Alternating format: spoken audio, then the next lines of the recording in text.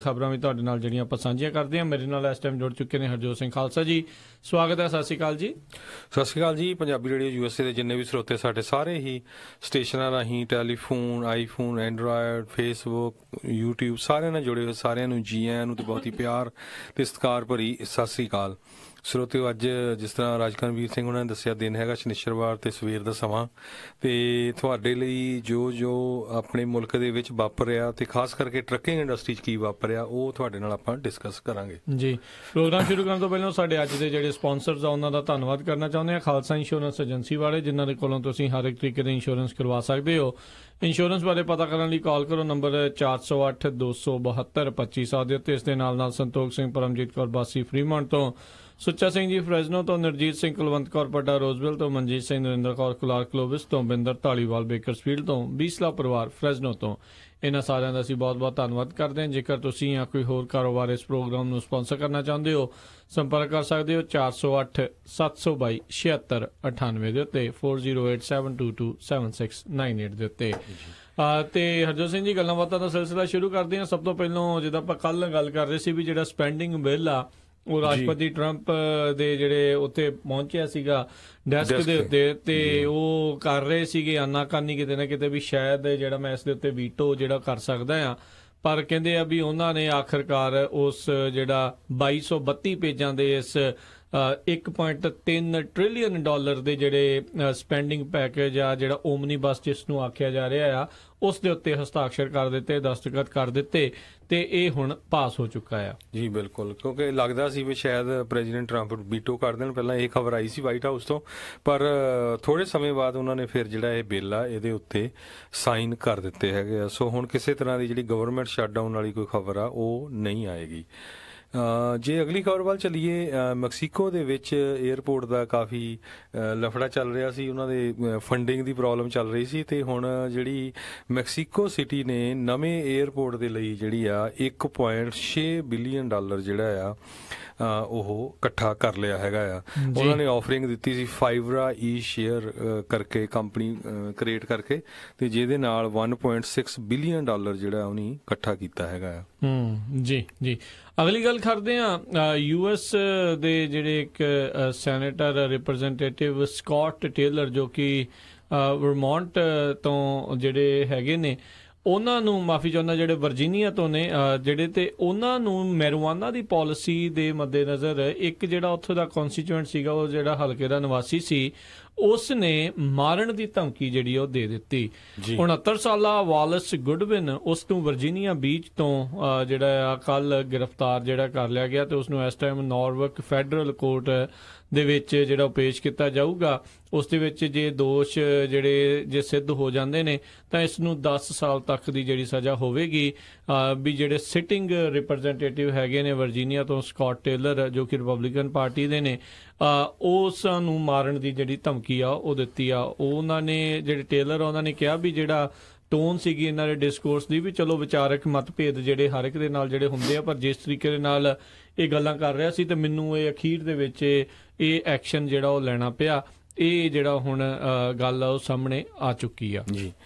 ਅਗਲੀ ਖਬਰ ਵੱਲ ਚੱਲੀਏ, ਪੈਨਸਿਲਵੇਨੀਆ ਦੇ ਵਿੱਚ ਇੱਕ ਉੱਥੇ ਦਾ ਜਿਹੜਾ ਰੂਰਲ ਸਕੂਲ ਡਿਸਟ੍ਰਿਕਟ ਹੈਗਾ ਆ, ਉਹ ਕਹਿੰਦੇ ਵੀ ਸਕੂਲ ਦੇ ਵਿੱਚ ਜਿਹੜੇ ਟੀਚਰਸ ਆ ਉਹਨਾਂ ਨੂੰ ਇੱਕ ਪੱਥਰਾਂ ਦੀ ਬਾਲਟੀ ਦੇ ਨਾਲ ਆਰਮ ਕਰੇਗਾ, ਵੀ ਹਰ ਇੱਕ ਸਕੂਲ ਦੇ ਰੂਮ ਦੇ ਵਿੱਚ ਇੱਕ ਬਾਲਟੀ ਜਿਹੜੀ ਆ ਪੱਥਰਾਂ ਦੀ ਭਰੀ ਹੋਊਗੀ, ਵੀ ਇਨ ਕੇਸ ਕਹਿੰਦੇ ਜੇ ਕੋਈ ਸ਼ੂਟਰ ਜਾਂ ਕੋਈ ਇਦਾਂ ਦਾ ਬੰਦਾ ਆ ਗਿਆ ਤੇ ਪੱਥਰ ਵਰਤੇ ਜਾਣਗੇ।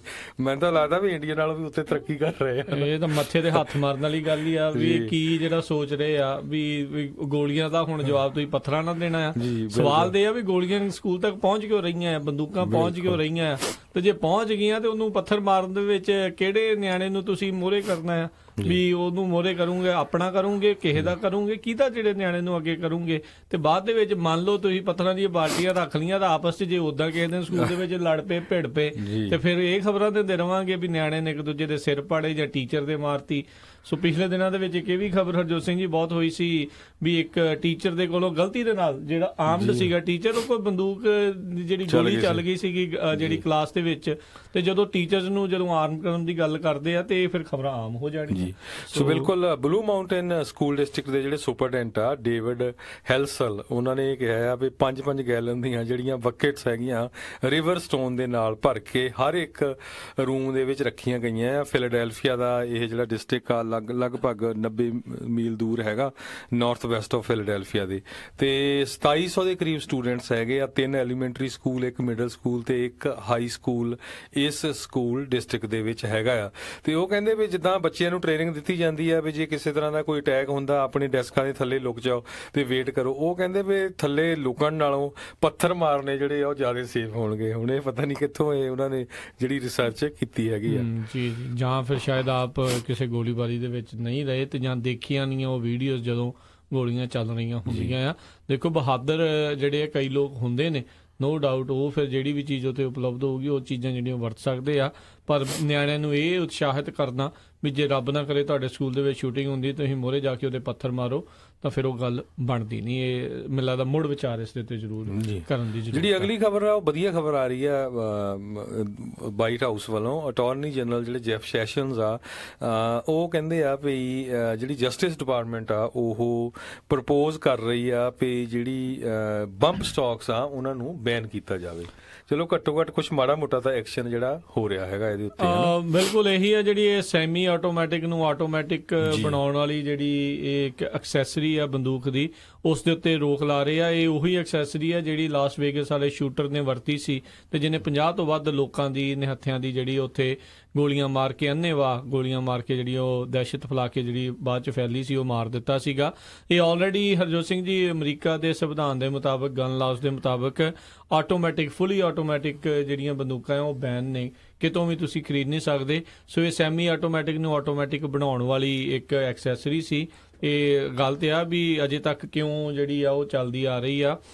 ਲੋਕ ਹੋਣਗੇ ਵੀ ਜਿਨ੍ਹਾਂ ਜਿਹੜੇ ਕਹਿੰਦੇ ਆ ਵੀ ਅਸੀਂ ਸ਼ੌਂਕ ਦੇ ਵਜੋਂ ਆਟੋਮੈਟਿਕ ਹਥਿਆਰ ਨੂੰ ਚਲਾਉਣ ਦੀ ਜਿਹੜੀ ਆ ਉਹ ਆਨੰਦ ਲੈਣਾ ਚਾਹੁੰਦੇ ਆ, ਕਰੋ ਫਿਰ ਆਰਮੀ ਜੁਆਇਨ ਨੂੰ ਬੈਸਟ ਆ। ਉੱਥੇ ਜਿਹੜੀਆਂ ਸਾਰੀਆਂ ਤੁਹਾਨੂੰ ਆਟੋਮੈਟਿਕ ਜਿਹੜੀਆਂ ਬੰਦੂਕਾਂ ਜਿਹੜੀਆਂ ਉਹ ਮਿਲ ਜਾਣਗੀਆਂ। ਪਰ ਉਹ ਵੀ ਜਿਹੜਾ ਆਪਾਂ ਕਰਨਾ ਨਹੀਂ, ਪਰ ਘਰਾਂ ਦੇ ਵਿੱਚ ਵੀ ਜਿਹੜਾ ਉਹ ਰੱਖਣਾ ਆ। ਕਿਤੇ ਨਾ ਕਿਤੇ ਨਾਪ ਤੋਲ ਕੇ ਜਿਹੜਾ ਕੰਮ ਆ ਉਹ ਚੱਲਣ ਦੀ ਜ਼ਰੂਰਤ ਹੈਗੀ। ਜੇ ਹੋਊਗਾ ਤਾਂ ਮੈਂ ਕਹੂੰਗਾ ਵੀ ਚੰਗੀ ਗੱਲ ਆ, ਪਰ ਇਹ ਕਿਤੇ ਇੱਕ ਚੀਜ਼ ਇਹ ਬੈਨ ਕੀਤਿਆਂ ਜਿਹੜੀ ਆ ਉਹ ਨਿਬੜਦੀ ਨਹੀਂ ਗੱਲ ਵੀ ਉਸ ਪਾਸੇ ਵੱਲ ਨੂੰ ਨਹੀਂ ਆਉਂਦੀ ਵੀ ਆਪਾਂ ਕਹਿ ਦਈਏ ਵੀ ਹਰ ਇੱਕ ਚੀਜ਼ ਸੁਰੱਖਿਅਤ ਹੋ ਗਈ ਆ। ਜੀ ਪਿਛਲੇ ਕੁਝ ਦਿਨਾਂ ਤੋਂ ਕੈਂਬਰਿਜ ਐਨਾਲਿਟਿਕਾ ਜਿਹੜੀ ਆ ਕੰਪਨੀ ਇਹ ਕਾਫੀ ਨਿਊਜ਼ ਦੇ ਵਿੱਚ ਆਈ ਹੋਈ ਆ। ਸਰੋਤਿਆਂ ਨੂੰ ਯਾਦ ਹੋਊਗਾ ਵੀ ਆਪਣੇ ਅਪਡੇਟ ਅਮਰੀਕਾ ਦੇ ਪ੍ਰੋਗਰਾਮ ਦੇ ਵਿੱਚ ਵੀ ਕਈ ਵਾਰੀ ਡਿਸਕਸ ਹੋਇਆ ਵੀ ਕਿਸ ਤਰ੍ਹਾਂ ਇਸ ਕੰਪਨੀ ਨੇ ਜਿਹੜੇ ਹੈਗਾ ਡਾਟਾ ਆ ਫੇਸਬੁੱਕ ਤੋਂ ਚੋਰੀ ਕਰਕੇ ਉਹਨੂੰ ਜਿਹੜਾ ਵਰਤਿਆ ਇਲੈਕਸ਼ਨ ਦੇ ਵਿੱਚ, ਕੱਲਾ ਅਮਰੀਕਾ ਦੇ ਵਿੱਚ ਨਹੀਂ ਹੋਰ ਮੁਲਕਾਂ ਦੇ ਵਿੱਚ ਵੀ। ਤੇ ਲੇਟੈਸਟ ਜਿਹੜੀ ਹੁਣ ਖਬਰ ਆ ਰਹੀ ਆ ਇੰਗਲੈਂਡ ਦੇ ਵਿੱਚ ਬ੍ਰਿਟਿਸ਼ ਦੀ ਜਿਹੜੀ ਇਲੈਕਸ਼ਨ ਅਥਾਰਟੀ ਆ ਉਹਨਾਂ ਨੇ ਕੁਝ ਸਮਾਂ ਪਹਿਲਾਂ ਜਿਹੜੀ ਆ ਵਾਰੰਟ ਲੈ ਕੇ ਉਹਨਾਂ ਦੇ ਆਫਿਸ ਦੇ ਉੱਤੇ ਜਿਹੜਾ ਆ ਛਾਪਾ ਮਾਰਿਆ ਹੈਗਾ ਆ। ਜੀ ਬਿਲਕੁਲ, ਇਹ ਉਹਨਾਂ ਨੇ ਉਸੇ ਦਿਨ ਹੀ ਜਿੱਦਣ ਇਹ ਸਟਿੰਗ ਆਪਰੇਸ਼ਨ ਹੋਇਆ ਸੀ ਉਦੋਂ ਵੀ ਜਿਹੜਾ ਆ ਛਾਪਾ ਜਿਹੜਾ ਉਹ ਮਾਰ ਦਿੱਤਾ ਸੀ। 2 ਘੰਟਿਆਂ ਬਾਅਦ ਹੀ ਜਿੱਦਾਂ ਸਟਿੰਗ ਜਿਹੜੇ 3-4 ਦਿਨ ਪਹਿਲਾਂ ਰਿਲੀਜ਼ ਹੋਇਆ ਸੀ। ਤੇ ਉਸ ਤੋਂ ਬਾਅਦ ਦੇ ਵਿੱਚ ਇਨਫੈਕਟ ਇਹਨਾਂ ਨੇ ਜਿਹੜਾ ਮਾਰਕ ਜ਼ਕਰਬਰਗ ਆ ਉਸ ਨੂੰ ਤਲਬ ਕੀਤਾ ਆ ਵੀ ਤੁਸੀਂ ਜਿਹੜੇ ਯੂਕੇ ਦੀ ਪਾਰਲੀਮੈਂਟ ਦੇ ਸਾਹਮਣੇ ਪੇਸ਼ ਹੋਵੋ, ਜਿਹੜੀ ਕਮੇਟੀ ਆ ਸਾਡੀ ਉਸ ਦੇ ਸਾਹਮਣੇ, ਤੇ ਇਹਨਾਂ ਸਵਾਲਾਂ ਦੇ ਜਿਹੜੇ ਜਵਾਬ ਦਿਓ। ਕਿਉਂਕਿ ਲੀਨੀਅੰਸੀ ਕਿਤੇ ਨਾ ਕਿਤੇ ਫੇਸਬੁੱਕ ਨੇ ਇਸ ਦੇ ਵਿੱਚ ਵਰਤੀ ਤੇ ਆਪਣੀ ਗਲਤੀ ਨੂੰ ਮੰਨਿਆ ਵੀ, ਜਿਹੜੇ ਮਾਰਕ ਜ਼ਕਰਬਰਗ ਨੇ ਵੀ ਸਾਡੇ ਕੋਲੋਂ ਜਿਹੜੀ ਇਹ ਗਲਤੀ ਹੋਈ ਆ। ਕਿਉਂਕਿ ਬਹੁਤ ਸਾਰੀਆਂ ਜਿਹੜੀਆਂ ਐਕਸਟਰਨਲ ਐਪਸ ਆ ਉਹਨਾਂ ਦੇ ਜ਼ਰੀਏ ਤੁਹਾਡਾ ਸਾਰਿਆਂ ਦਾ ਜਿਹੜਾ ਨਿੱਜੀ ਜਿਹੜਾ ਡਾਟਾ ਆ ਉਹ ਲੈ ਜਾਂਦੀਆਂ ਨੇ।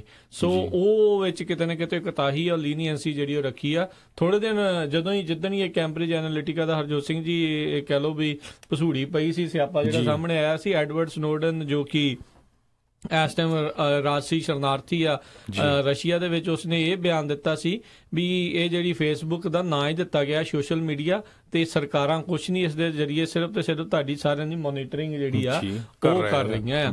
ਉਹ ਇਨਫੈਕਟ ਮੈਂ ਉਹਦੀ ਚਲੋ ਇਹ ਡਿਫਰੈਂਟ ਸਟੋਰੀ ਆ ਵੀ ਜਿਹੜਾ ਉੱਥੇ ਰਸ਼ੀਆ ਦੇ ਵਿੱਚ ਇਲੈਕਸ਼ਨ ਹੋਈਆਂ ਜਿਹਦੇ ਚ ਵਲਾਦੀਮੀਰ ਪੁਤਿਨ ਨੇ ਪਤਾ ਹੀ ਸੀ ਜਿੱਤਣਾ ਆ 6 ਸਾਲਾਂ ਦੇ ਲਈ, ਉਹਦੇ ਖਿਲਾਫ ਵੀ ਜਿਹੜਾ ਉੱਥੇ ਬੋਲਿਆ, ਜਦ ਕਿ ਉੱਥੇ ਉਹ ਰਾਜਸੀ ਸ਼ਰਨ ਇਕਵਾਡੋਰ ਦੇ ਵਿੱਚ ਲਈ ਆ ਸਨੋਡਨ ਨੇ। ਹਾਂਜੀ, ਐਡਵਰਡ ਸਨੋਡਨ ਦੀ ਗੱਲ ਕਰ ਰਹੇ ਹਾਂ, ਉਹ ਰਸ਼ੀਆ ਦੇ ਵਿੱਚ ਆ। ਉਹ ਤੁਸੀਂ ਜੂਲੀਅਨ ਅਸਾਂਜੇ ਦੀ ਗੱਲ ਕਰ ਰਹੇ। ਦੀ ਗੱਲ ਕਰਦਾ। ਠੀਕ ਆ।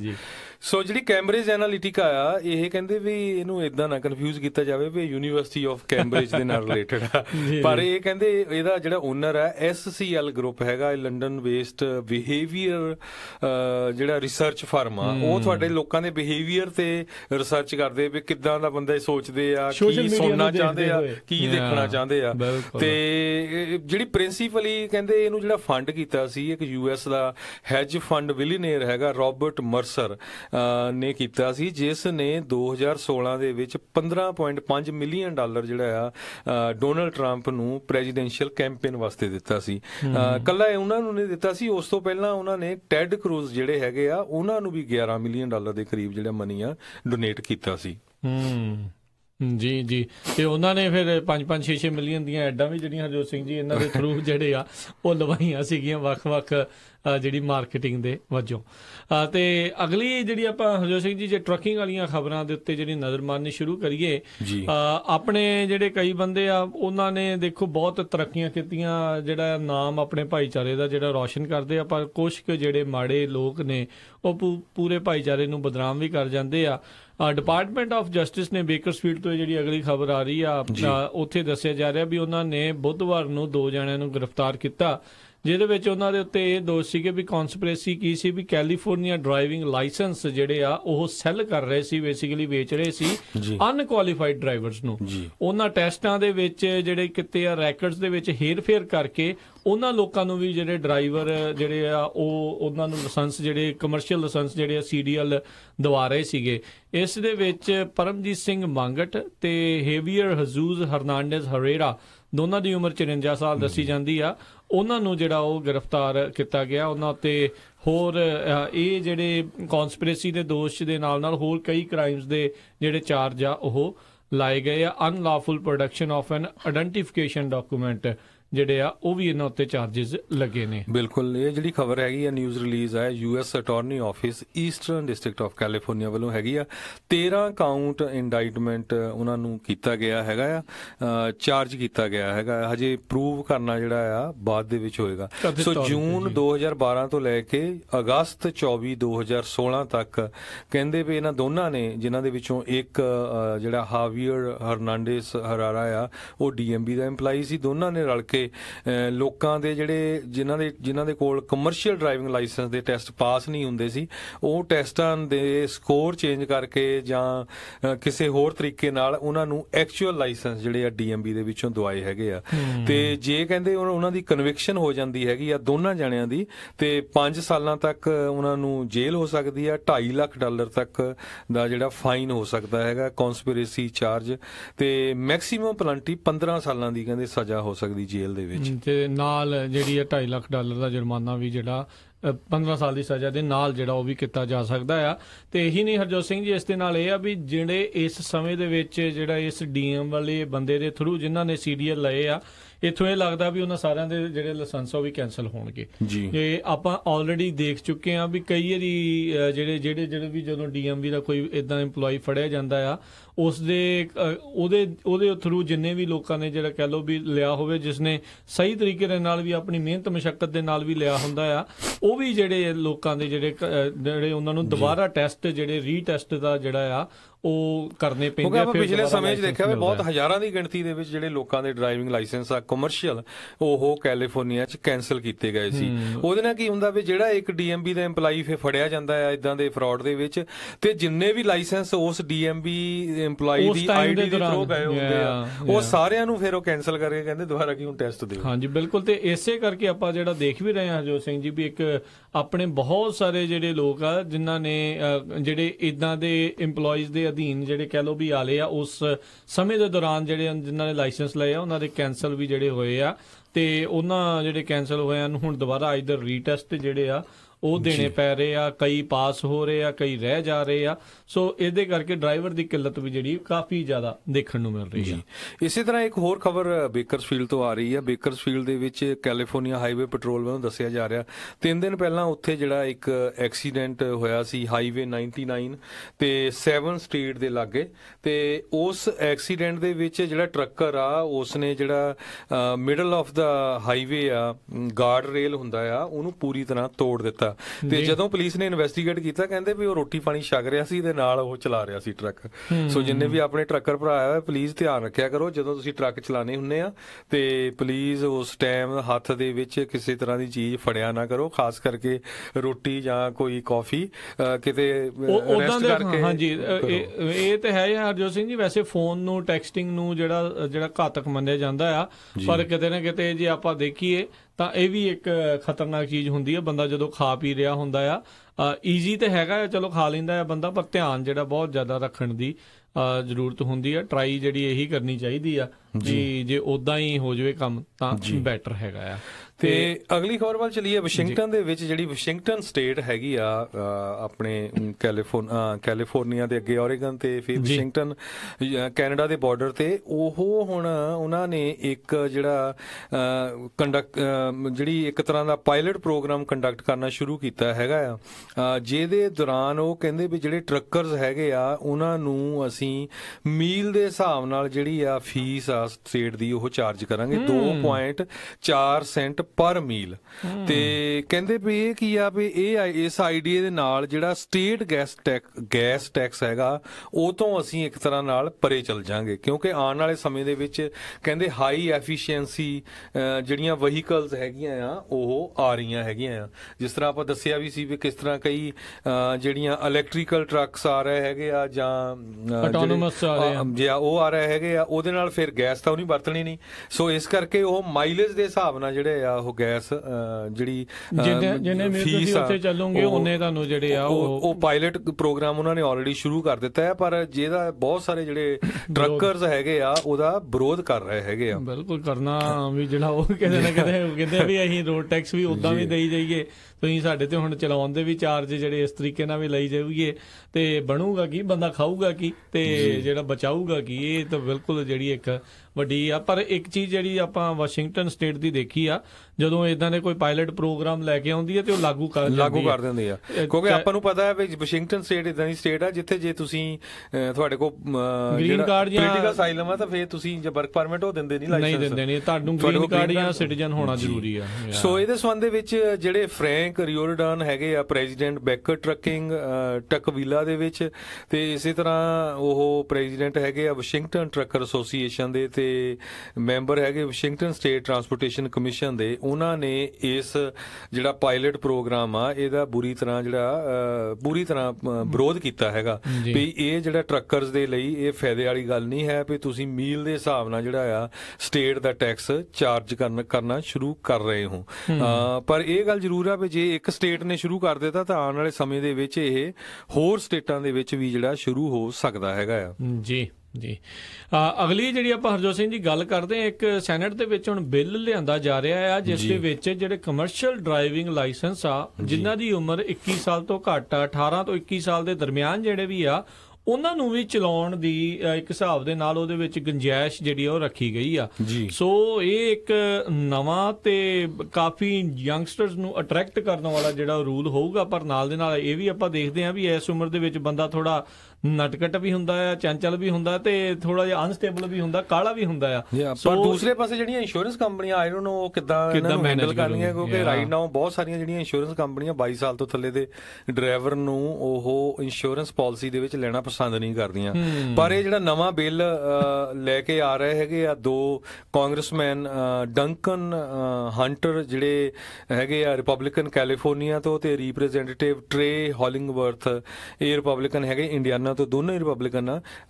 ਉਹ ਕਹਿੰਦੇ ਪਈ ਜਿਹੜੇ ਇਹ ਡਰਾਈਵਰ ਹੈਗੇ ਆ 21 ਸਾਲ ਤੋਂ ਜਿੱਦਾਂ ਉਮਰ ਘਟਾਉਣ ਦੀ ਗੱਲ ਹੋਈ ਆ 18 ਸਾਲਾਂ ਦੀ, ਤੇ ਉਹਨਾਂ ਨੂੰ 400 ਘੰਟੇ ਦਾ ਜਿਹੜਾ ਔਨ ਡਿਊਟੀ ਜਿਹੜੀ ਪ੍ਰੈਕਟਿਸ ਕਰਨੀ ਪਏਗੀ ਤੇ 250 ਘੰਟੇ ਦੀ ਜਿਹੜੀ ਹੈਗੀ ਆ ਕਿਸੇ ਹੋਰ ਐਕਸਪੀਰੀਅੰਸ ਡਰਾਈਵਰ ਦੇ ਨਾਲ ਜਿਹੜੀ ਆ ਪ੍ਰੈਕਟਿਸ ਬੇਸਿਕਲੀ ਟੀਮ ਦੇ ਵਿੱਚ ਜਿਹੜਾ ਸੋ ਲਗਭਗ ਕਾਫੀ ਲੰਮਾ ਸਮਾਂ ਜਿਹੜੀ ਆ ਉਹਨਾਂ ਦੀ ਪ੍ਰੈਕਟਿਸ ਹੋਣੀ ਚਾਹੀਦੀ ਆ, ਫਿਰ ਉਹਨਾਂ ਨੂੰ ਕਮਰਸ਼ੀਅਲ ਡਰਾਈਵਿੰਗ ਲਾਇਸੈਂਸ ਮਿਲ ਸਕਦਾ ਹੈਗਾ। ਇਹਦਾ ਜਿਹੜਾ ਮੇਨ ਰੀਜ਼ਨ ਉਹਨਾਂ ਇਹ ਦੱਸਿਆ ਆ ਵੀ ਜਿਹੜੇ ਡਰਾਈਵਰਾਂ ਦੀ ਸ਼ਾਰਟੇਜ ਬਹੁਤ ਆ। ਬਿਲਕੁਲ ਜਿੱਦਾਂ ਕਹਿ ਰਿਹਾ ਵੀ ਆਉਣ ਵਾਲੇ 10 ਸਾਲਾਂ ਦੇ ਵਿੱਚ ਜਿਹੜੀ ਇਹ ਘਾਟ ਆ ਡਰਾਈਵਰਸ ਦੀ ਆਟੋਨੋਮਸ ਟਰੱਕਿੰਗ ਦੇ ਆਉਣ ਦੇ ਬਾਵਜੂਦ ਵੀ 1 ਲੱਖ ਤੱਕ ਜਿਹੜੀ ਆ ਉਹ ਵੱਧ ਜਾਊਗੀ। ਤੇ ਇਹ ਜਿਹੜਾ ਡਰਾਈਵ ਐਕਟ ਆ ਜਿਹੜਾ 18, 19, 20, 21 ਸਾਲ ਦੇ ਲੋਕਾਂ ਨੂੰ ਜਿਹੜਾ ਚਲਾਉਣ ਦੇ ਵਿੱਚ ਜਿਹੜੀ ਗੁੰਜਾਇਸ਼ ਰੱਖੀ ਗਈ ਹੈ ਜੇ ਉਹ ਪਾਸ ਹੁੰਦਾ ਹੈ ਤੇ ਇਸ ਨੂੰ ਜਿਹੜਾ ATA ਅਮਰੀਕਨ ਟਰੱਕਰ ਐਸੋਸੀਏਸ਼ਨ ਆ ਉਹ ਵੀ ਜਿਹੜਾ ਇਸ ਨੂੰ ਸਪੋਰਟ ਕਰ ਰਹੀ ਆ। ਜੀ ਬਿਲਕੁਲ। ਸੋ ਇਹ ਵਧੀਆ ਵੀ ਗੱਲ ਕਹਿੰਦੇ ਹੋ ਸਕਦੀ ਹੈਗੀ ਆ,